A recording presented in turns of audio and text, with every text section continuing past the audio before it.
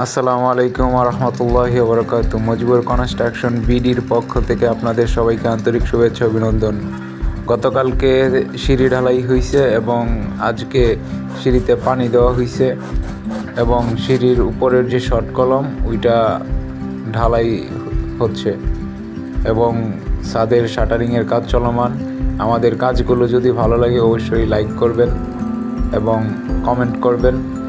আর আপনারা যারা বাড়ি করতে চাচ্ছেন অবশ্যই আমাদের দেওয়া কন্ট্যাক্ট নাম্বারে যোগাযোগ করবেন।